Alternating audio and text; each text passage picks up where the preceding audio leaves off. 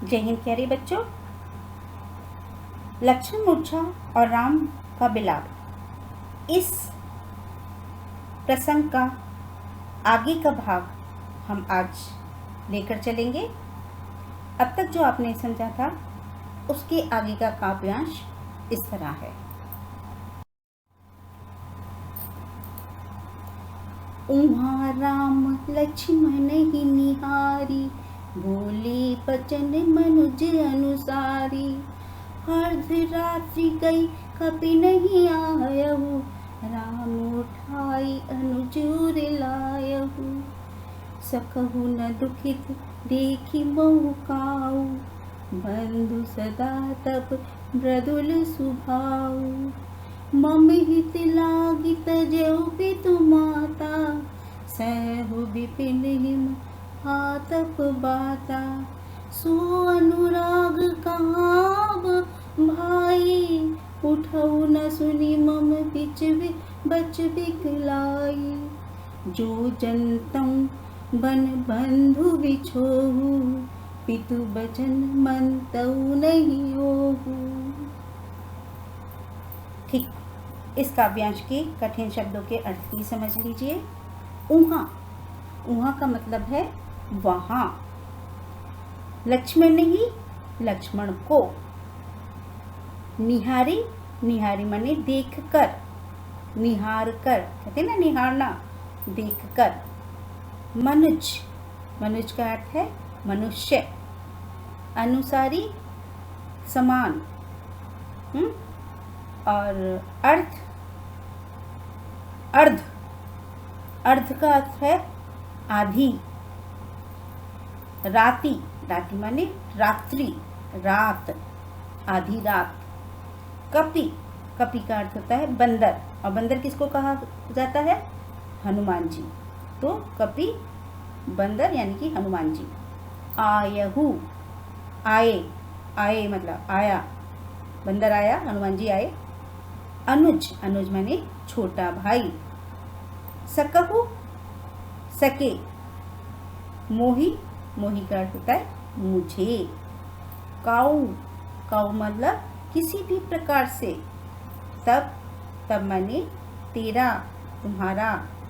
मृदुल, मृदुल माने बहुत ही मधुर, कोमल। स्वभाव, स्वभाव का अर्थ है स्वभाव। मम, मम मेरे, मेरा, मम माने मेरा। हित, हित माने भला, भलाई। तजेहु, तजेहु माने त्याग देना, त्याग दिया।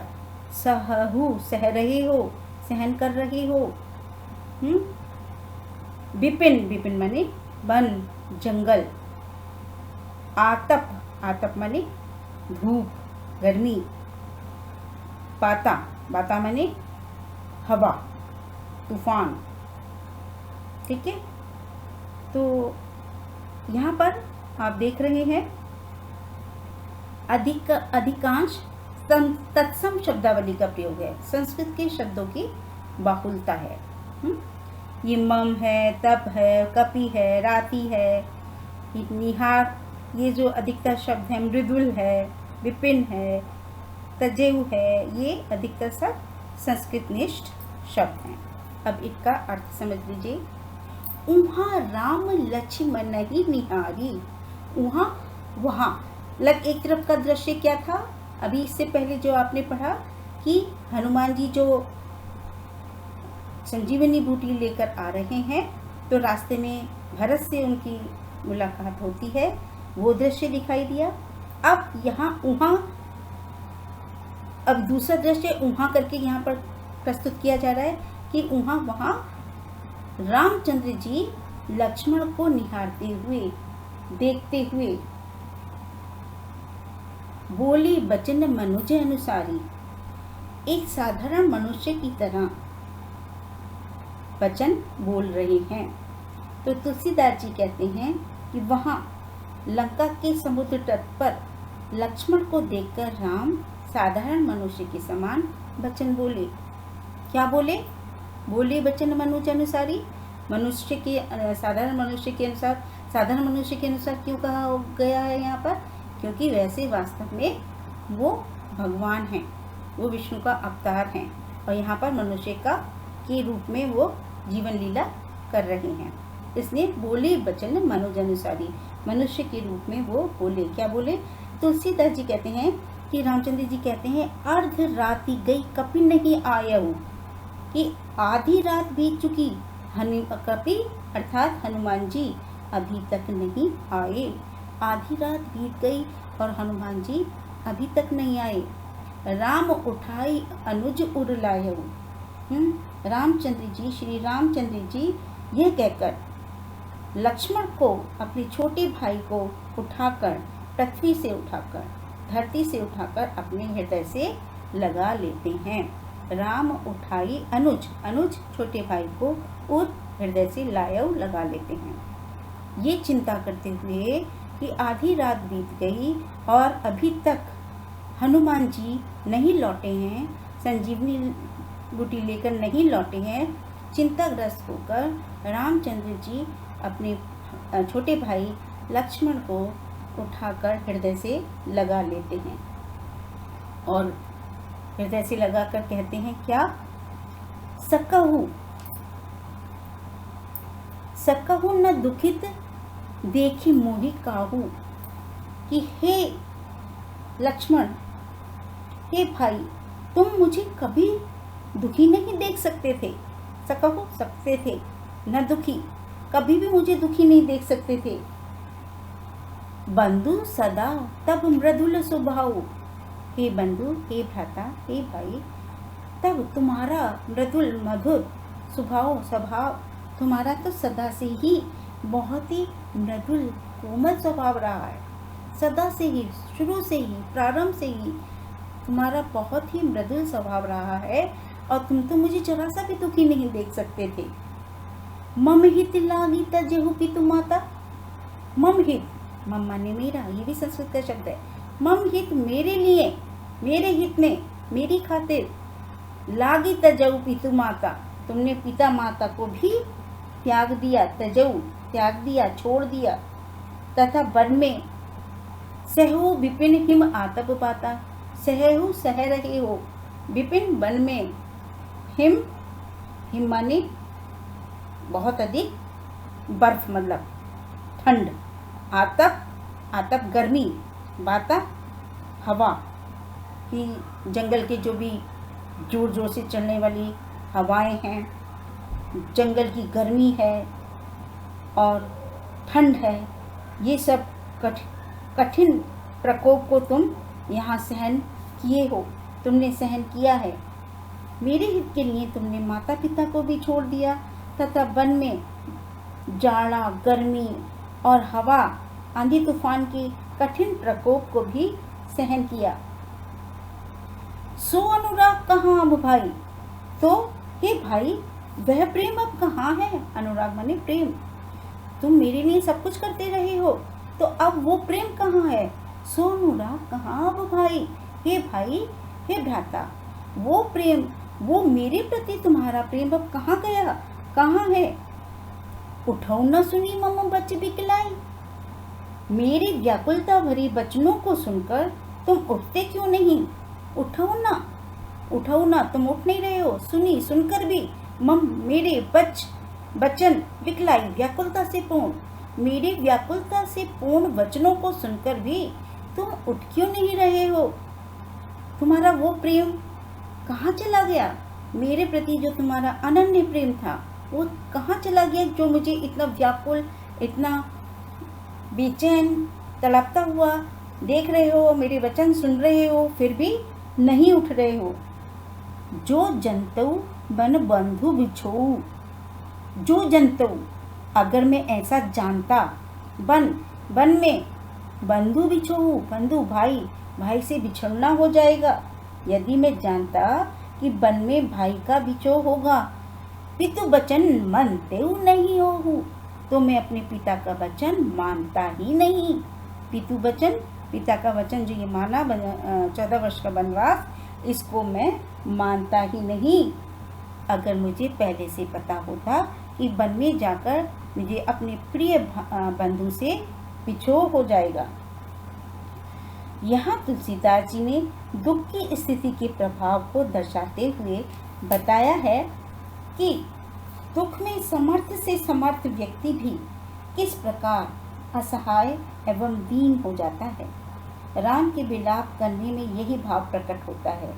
इसके अतिरिक्त राम के निर्मल एवं उदात्त चरित्र का भी चित्रण इन पंक्तियों में हुआ है, जो अपने भाई लक्ष्मण के स्वभाव, गुण एवं उनके प्रति किए गए त्याग का स्मरण करके करुण भाव के इतने वशीभूत हो जाते हैं कि पिता को अपने द्वारा दिए गए वनवास के वचन यानी आदेश को मानने तक से इनकार करने को कहते हैं। राम के भातृ प्रेम एवं लक्ष्मण द्वारा राम के लिए किए गए त्याग के वर्णन के कारण यह प्रसंग अत्यंत मार्मिक हो गया है। इसका काव्य सौंदर्य भी देख लीजिए। राम का भाई के शोक में विलाप करने का दृश्य अत्यंत करुण एवं मर्म स्पर्शी है। भाषा अवधि है, भावपूर्ण प्रयोग काव्यांश में दर्शनीय है। इस संगीतात्मक गेय काव्य में चौपाई छंद का प्रयोग हुआ है। इसमें संगीतात्मकता है और गेयता है। इसे बहुत अच्छे से अनेक तर्जों में गाया जा सकता है। करुण रस प्रधान रचना है। इस पूरे काव्यांश में करुण रस का संचार है, क्योंकि राम का विलाप है अपने भाई के प्रति। बच बिचलाई जो जनतऊ बन बंधु विदो बिछो आदि में अनुप्रास अलंकार का सौंदर्य दर्शनीय है। चित्रात्मक शैली है, हृदय विदारक दृश्य है और दृश्य बिंब है। इसके अर्थग्रहण संबंधित प्रश्न भी देख लीजिए। पहला प्रश्न, तुलसीदास के अनुसार राम दुख में कैसा भाव प्रदर्शित कर रहे हैं? उत्तर इस तरह हो सकता है। तुलसीदास के अनुसार राम संसार के स्वामी एवं सबके दुखों को दूर करने वाले हैं, लेकिन वे भी भातृ शोक से दुखी होकर, भाई के शोक से दुखी होकर साधारण मनुष्य के समान करुण वचन बोल रहे हैं और विलाप कर रहे हैं। दूसरा प्रश्न, राम लक्ष्मण के किन गुणों को स्मरण करके विलाप कर रहे हैं? उत्तर इस प्रकार होगा।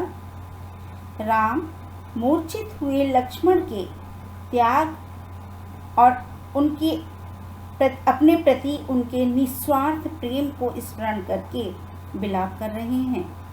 लक्ष्मण के गुणों का स्मरण करते हुए वे कहते हैं कि किस प्रकार उन्होंने उनके यानी कि राम के हित के लिए माता पिता, परिवार, राज भोग सबका त्याग करके वन में निवास किया और उनकी अर्थात श्री राम की सेवा करते हुए धूप, शीत, हवा सब कुछ सहन किया। अगला प्रश्न, सो अनुराग के द्वारा राम किस प्रेम की ओर संकेत कर रहे हैं? उत्तर इस तरह होगा। सेवा का भाव और बड़े भाई के प्रति त्याग युक्त अनुराग का जो भाव लक्ष्मण ने राम के प्रति दिखाया था, राम शोक की अवस्था में लक्ष्मण को संबोधित करते हुए उसी प्रेम की ओर संकेत कर रहे हैं। अगला प्रश्न, राम पितृ वचन मंतव नहीं ओहु के माध्यम से क्या कहना चाहते हैं? उत्तर इस प्रकार होगा। राम पिता की आज्ञा मानकर जब अपनी पत्नी सीता के साथ वनवास के लिए आने लगे, तब उनकी सेवा और सहायता के लिए लक्ष्मण ने सहर्ष वनवास स्वीकार कर लिया। युद्ध में भी लक्ष्मण उनके साथ रहे।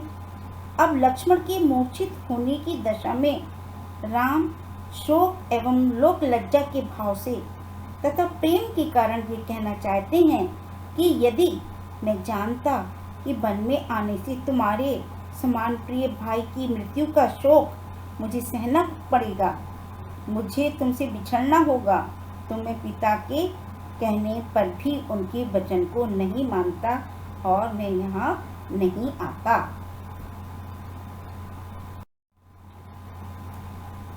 सौंदर्य बोध संबंधी प्रश्न भी देख लीजिए।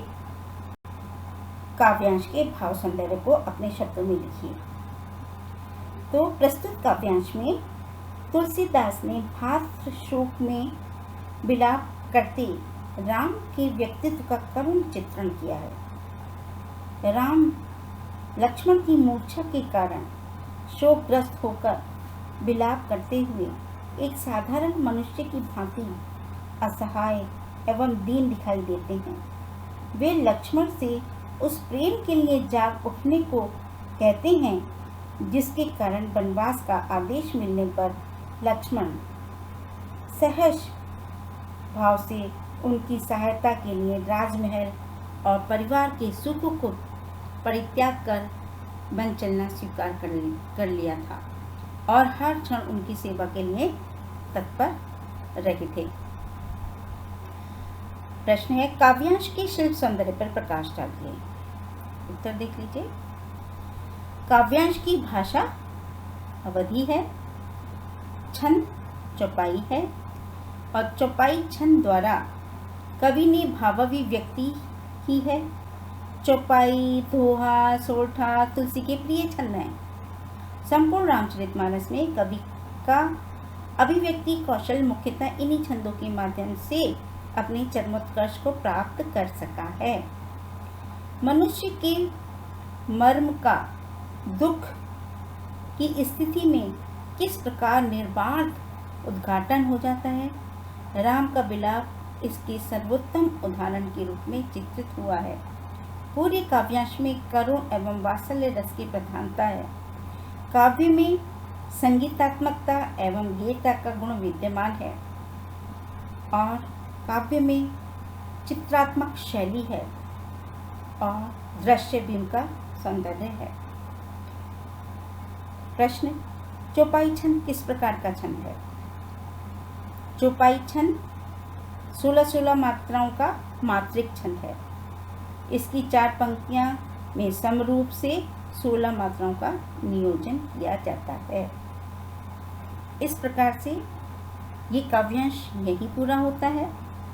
मैं समझती हूँ काव्यांश को आपने बहुत ही अच्छे से मन लगाकर समझने का प्रयास किया होगा और समझे होंगे।